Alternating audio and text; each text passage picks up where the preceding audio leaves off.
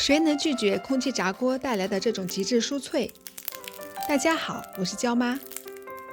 低脂米脂搭配蟹肉棒，实现零食自由，非油炸、零负担、纯手工的治愈感。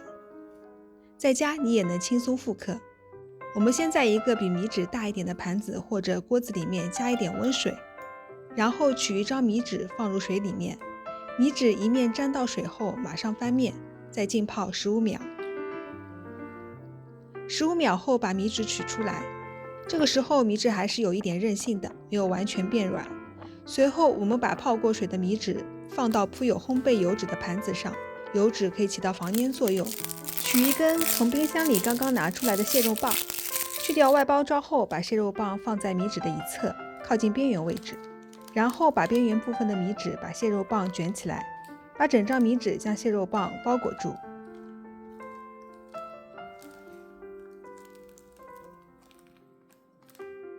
半成品即将完成啦！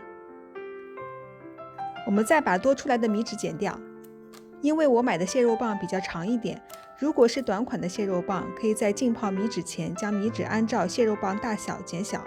我们把半成品放入空气炸锅中，其他几个米纸蟹肉棒也按照刚刚的步骤做好后放入空气炸锅内。这款米纸卷作为饭后小食或者零食都特别的好吃，低脂无负担，减脂期的朋友也可以放心食用哦。然后我们在米纸的表面刷一层油，这也是让米纸变脆的关键之一。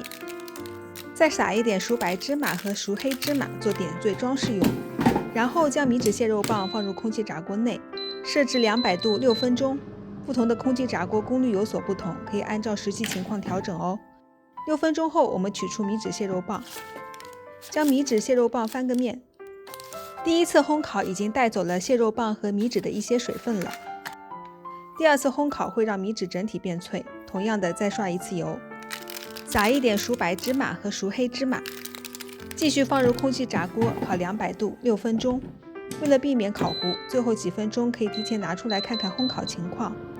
如果已经微黄变脆，就可以提前出锅了；如果还没有，可以适当延长烘烤时间。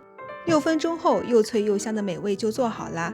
两种食材的完美结合，比吃春卷、薯片还香，也不用担心油腻。